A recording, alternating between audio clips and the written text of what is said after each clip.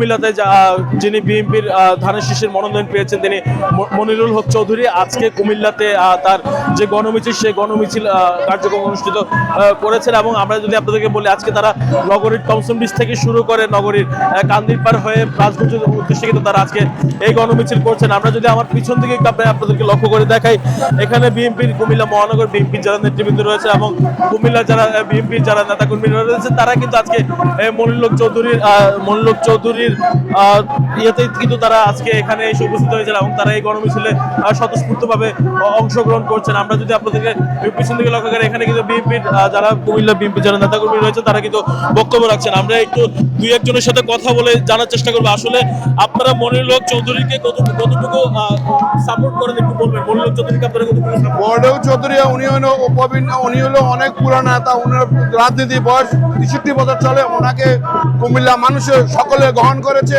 ইনশাল্লাহ উনি আগামী জাতীয় নির্বাচনে সংসদস্য হবে, সংসদস্য হলে উনি মন্ত্রী হবে এই প্রত্যাশা আছে কুমিল্লার মানুষ।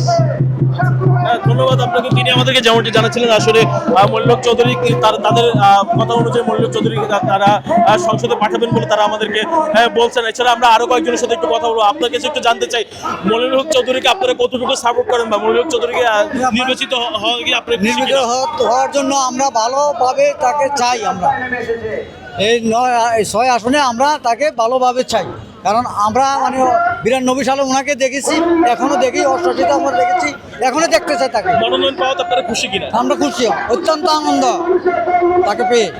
কুমিল্লাবাসী অত্যন্ত খুশি। আমাদের ধানের শীষের মার্কা মনিরুল হক চৌধুরী সাহেবকে দিয়েছেন। উনি যোগ্য নেতা।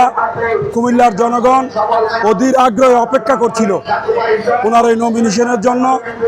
ইনশাআল্লাহ আমরা সেই জন্য কুমিল্লা জেলা মহানগর বিএনপির পক্ষ থেকে, কুমিল্লার সর্বস্তরের জনগণের পক্ষ থেকে বিএনপির ভারপ্রাপ্ত চেয়ারম্যান তারেক রহমানের কাছে আমরা কৃতজ্ঞ।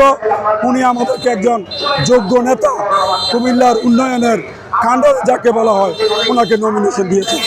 স্থানীয় যারা নেতাকর্মী রয়েছে তাদের থেকে আমরা জানতে চাচ্ছিলাম যে আসলে তারা কতটুকু খুশি। তারা আমাদেরকে বলছেন তারা কিন্তু এই মনোনয়ন কিন্তু তারা বেশ খুশি রয়েছেন এবং তারা বলছেন যে তাকেই কিন্তু সংসদ সদস্য হিসেবে নির্বাচিত করে তারা তাকে সংসদে পাঠাতে এবং মন্ত্রী করতে চান বলে তারা আমাদেরকে জানাচ্ছে। যে এই ছিল আমার কাছে কুমিল্লা নগরীর পুবালী চত্বর থেকে সর্বশেষ।